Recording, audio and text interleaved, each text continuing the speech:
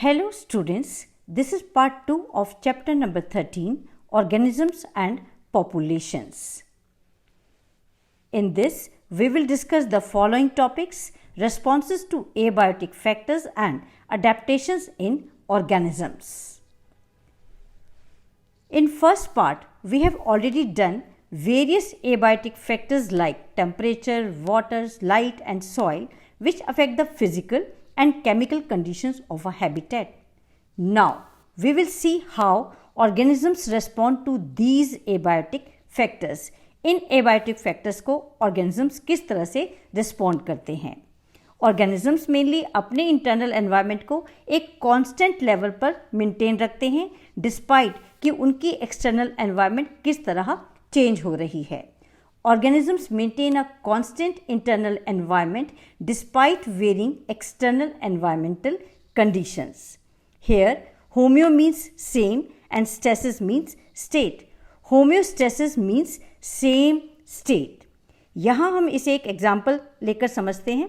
Suppose एक person अपने सारे काम 25 डिग्री सेल्सियस पर बेस्ट तरीके से करता है, उसकी परफॉर्मेंस 25 डिग्री सेल्सियस पर सबसे अच्छी है.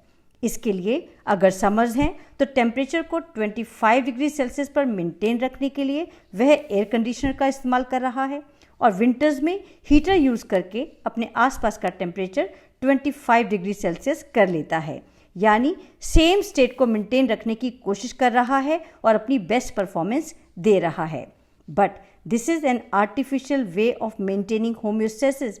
It is not a physiological way.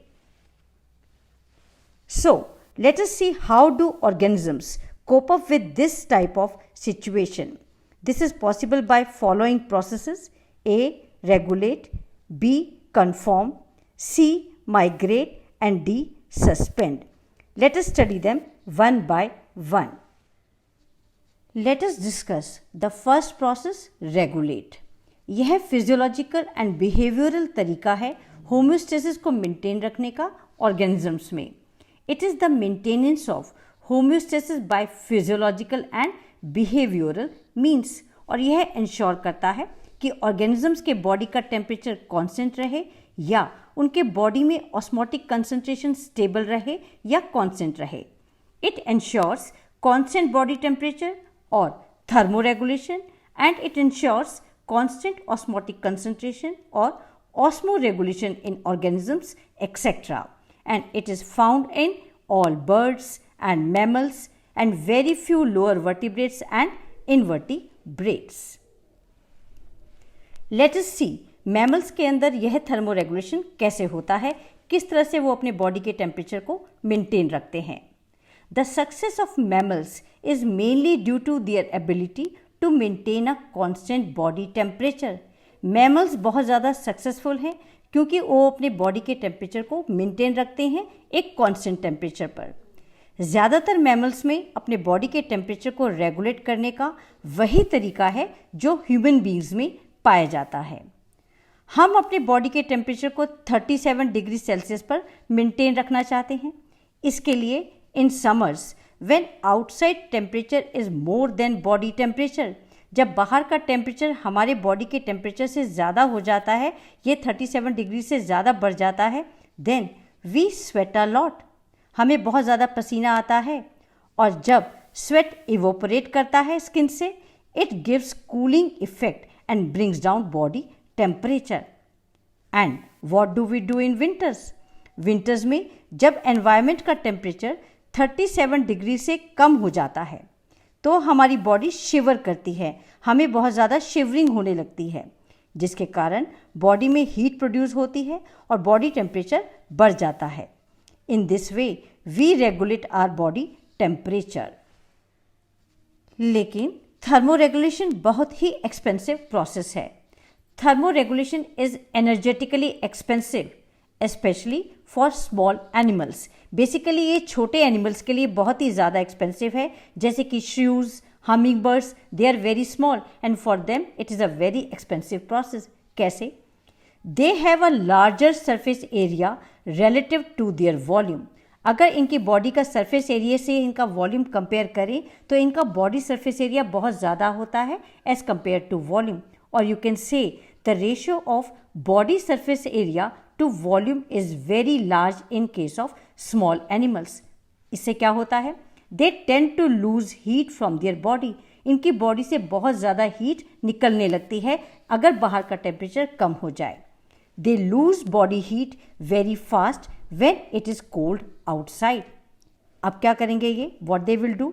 They have to expend large amount of energy to generate body heat. इनको बहुत ज़्यादा एनर्जी चाहिए ताकि वो अपनी बॉडी में हीट को दोबारा जनरेट कर सकें. That is why these very small animals are very rare in polar regions. इसलिए ये एनिमल्स जो छोटे साइज़ के होते हैं पोलार रीजन्स जैसे एरिया में नहीं पाए जाते, बहुत ठंडी जगहों पर नहीं पाए जाते. Now see this graph. यहाँ पर एक्स एक्सिस पर देखिए क्या दिया गया है. एक्स एक्सिस पर एक्सटर्नल लेवल ऑफ फैक्टर दिखाया गया है एंड वाई एक्सिस पर इंटरनल लेवल दिखाया गया है. Now check the red line. Red line जो शो किया गया है it is parallel to the X axis और यह लाइन शो कर रहा है रेगुलेटर्स के बिहेवियर को. Means they keep their body temperature their internal environment constant. अगर बाहर का टेम्परेचर या बाहर की एनवायरनमेंट में कोई भी चेंज हो रहा है even then they maintain the constant level. So, they are called as regulators. Now, come to second method, conform. सारे plants and 99% animals अपने internal environment को constant नहीं रख सकते हैं. Their body temperature और osmotic concentration change with their surroundings. Surroundings के accordingly इन organisms का body temperature या फिर उनकी osmotic concentration बदलती रहती है. And organisms keep on changing their internal environment according to external level and they are called as conformers. See the graph number 2. It is showing conformers. देखिए यहाँ पर एक्सटर्नल लेवल जैसे जैसे चेंज हो रहा है उनकी बॉडी में ऑर्गेनिजम्स की बॉडी का इंटरनल लेवल भी बदल रहा है, चेंज हो रहा है. This type of organisms are called as conformers. Example देखिए. Aquatic animals change osmotic concentration of body fluids with that of the ambient or surrounding osmotic concentration. जितने भी एक्वेटिक एनिमल्स हैं वो अपनी बॉडी का ऑस्मोटिक कंसंट्रेशन बदलते रहते हैं as per the osmotic concentration of their surroundings. There are one more types of organisms called partial regulators. कुछ ऑर्गेनिजम्स ऐसे होते हैं जिनमें एबिलिटी होती है रेगुलेट करने की अपने इंटरनल लेवल्स को, लेकिन यह एबिलिटी एनवायरमेंटल कंडीशन की कुछ लिमिटेड रेंज के लिए ही होती है. ग्राफ नंबर 3 को देखिए.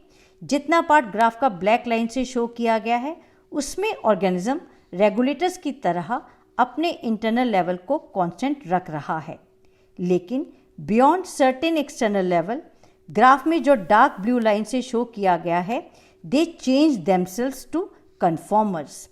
These type of organisms are called as partial regulators and examples of partial regulators are shrews and squirrels. अगर एनवायरनमेंट की स्ट्रेसफुल कंडीशन सिर्फ एक लोकल एरिया में है या फिर शॉर्ट ड्यूरेशन के लिए है then organisms have other alternative also like they migrate. जैसे कि बहुत सी बर्ड्स हैं जो टेम्परेरीली स्ट्रेसफुल हैबिटेट से किसी कंफर्टेबल एरिया में चली जाती हैं and they return back when stressful period is over. For example during winter Keoladeo national park जो भरतपुर राजस्थान में है it host migratory birds coming from Siberia. Siberia से बहुत सारी birds during winter Keoladeo national park में आती हैं to escape from extremely low temperature of northern regions. Siberian crane is one of them. Organisms may also suspend their activities to avoid stressful conditions. For example, bacteria, fungi और कुछ lower plants unfavorable conditions को avoid करने के लिए thick walled spores बनाते हैं and these spores when they get suitable conditions they germinate. Similarly, in higher plants, seeds and some vegetative reproductive structures serve to tide over periods of stress. Higher plants में या तो seeds बन जाते हैं या कुछ रिप्रोडक्टिव स्ट्रक्चर्स बन जाते हैं from vegetative parts and they have very low metabolic activities and they can avoid the stressful condition. और जैसे ही इनको proper moisture, proper temperature, proper favourable conditions मिलती हैं, देन दे जर्मिनेट। अब आइए एनिमल्स में, एनिमल्स किस तरह से सस्पेंड करते हैं अपनी एक्टिविटीज़ को। सम एनिमल्स अंडरगो हाइबरनेशन और विंटर स्लीप, जैसे bears, they show hibernation to escape winters. सर्दियों से बचने के लिए वो हाइबरनेशन में चले जाते हैं, they go in the winter sleep. Similarly कुछ एनिमल्स में एस्टिवेशन होता है, they become inactive during extreme summers like snails and some fishes. Diapause is another way found in many zooplanktons in lakes and ponds. It is a stage of suspended development in these organisms. Next topic is adaptations. It is the morphological, physiological and behavioral attribute that enables an organism to survive and reproduce in the habitat. एक habitat में successfully रहने के लिए और reproduce करने के लिए organisms में कुछ मॉर्फोलॉजिकल चेंजेस आ सकते हैं, कुछ फिजियोलॉजिकल चेंजेस आ सकते हैं या फिर कुछ बिहेवियरल चेंजेस भी आ सकते हैं and these changes are called as adaptations. ज़्यादातर अडेप्टेशंस जेनेटिक होती हैं and they have been evolved over a long evolutionary time and are genetically fixed. Let us see the adaptations of kangaroo rat, जो North American desert में पाया जाता है। इसको masters of desserts भी कहा जाता है। If there is no external water, अगर कोई बाहर वाटर का सोर्स नहीं है तो कैंगेरू रैट्स फैट के ऑक्सीडेशन के दौरान मिलने वाले वाटर को इस्तेमाल करते हैं फॉर डूइंग वेरियस एक्टिविटीज़।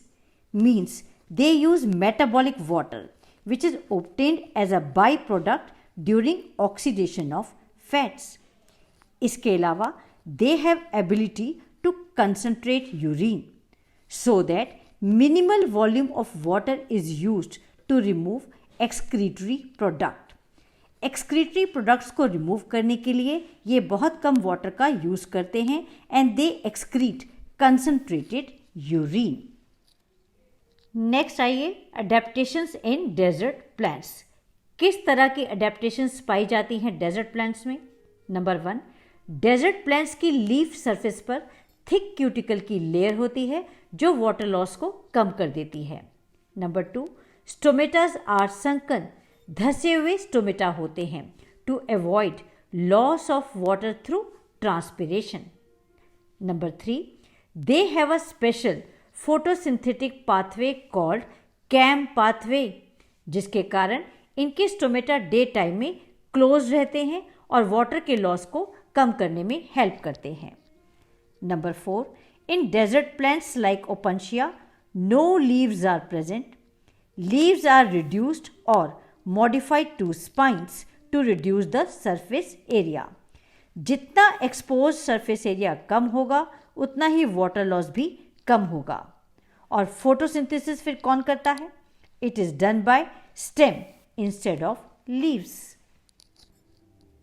अब आइए अडेप्टेशंस इन मैमल्स पर। पहले देखिए कोल्डर रीजन्स में पाए जाने वाले मैमल्स में क्या अडेप्टेशंस होती हैं। इन ऑर्गेनिजम्स के ears, limbs and tail etcetera छोटे साइज के होते हैं ताकि हीट लॉस को कम कर सकें। लेकिन अगर सेम स्पीशीज वार्म क्लाइमेट में रह रही हो तो ये चेंजेस उनमें नहीं पाए जाते and this is called as Allen's rule. So you can say according to Allen's rule, the limbs, ears and other appendages of animals living in cold climates tend to be shorter than in animals of the same species living in warm climate. Now see the adaptations found in seals. Aquatic mammals like seals, they have a thick layer of fat called blubber below their skin. इनकी skin के नीचे एक fat की मोटी layer होती है and this layer is called as blubber and this blubber acts as an insulator and reduces the loss of body heat. Next come to physiological and biochemical adaptations in organisms. ज़्यादातर organisms में body में होने वाली metabolic reactions temperature की एक particular small range में ही possible हैं, जैसे कि मैक्सिमम मेटाबॉलिक रिएक्शंस जो हमारी बॉडी में होती हैं वो 30 to 40 डिग्री सेल्सियस पर ही होती हैं. But in archaebacteria they are found in hot springs and deep sea hydrothermal vents where temperature is more than 100 degrees Celsius. Means archaebacteria high temperature को टॉलरेट कर सकते हैं और hot springs and deep sea hydrothermal vents में आसानी से रह सकते हैं. Similarly many fishes live successfully इन एंटार्क्टिक वाटर्स जहां टेम्परेचर 0 डिग्री सेल्सियस से कम होता है. बहुत से marine invertebrates and fishes they live at great depths in the ocean जहां प्रेशर एटमॉस्फेरिक प्रेशर का 100 टाइम्स ज़्यादा होता है and they are adapted to tolerate high pressures. समुद्र की गहराइयों में भी बहुत सी फिशेस और इन्वर्टिब्रेट्स पाए जाते हैं जो हाई प्रेशर को टॉलरेट करने में अडेप्टेड होते हैं. अब ऊंचाइयों पर चलते हैं. समुद्र से 3500 मीटर की ऊंचाई पर हम अनकंफर्टेबल फील करते हैं. At high altitudes we feel altitude sickness. Altitude sickness के कुछ सिम्टम्स हैं nausea, heart palpitation, fatigue etcetera, and this is due to low atmospheric pressure and low availability of oxygen at high altitudes. हमें sufficient oxygen नहीं मिल पाती और हम बीमार महसूस करते हैं. लेकिन धीरे धीरे हम एक्लिमेटाइज होने लगते हैं एनवायरमेंटल कंडीशंस के साथ. हमारी बॉडी में कुछ चेंजेस आने लगते हैं. ऑक्सीजन की कमी को कंपनसेट करने के लिए हमारी बॉडी में रेड ब्लड सेल्स ज़्यादा बनने लगते हैं. ब्रीदिंग रेट बढ़ जाता है और ऑक्सीजन के साथ हीमोग्लोबिन की बाइंडिंग कैपेसिटी कम हो जाती है और हम एक्लिमेटाइज हो जाते हैं हायर ऑल्टीट्यूड्स की एनवायरमेंटल कंडीशंस के साथ. Or you can say, gradually we acclimatize the situation and the body compensates low oxygen availability by increasing red blood cells and breathing rate and by decreasing the binding capacity of hemoglobin. So, these are the physiological and biochemical adaptations. Behavioral adaptations. Organism के behavior में भी changes आते हैं ताकि वो environmental stress को tolerate कर सके. For example desert lizards they bask in the sun and absorb heat when their body temperature is low. जैसे ही डेजर्ट लिजर्ड्स की बॉडी का टेम्परेचर लो होता है ये धूप में चली जाती हैं और हीट को एब्जॉर्ब कर लेती हैं. But they move into shade when the ambient temperature starts increasing. जैसे ही बाहर का टेम्परेचर बढ़ने लगता है तो ये इमीडिएटली शेड में चली जाती हैं और बाहर की गर्मी से अपने आप को बचा लेती हैं.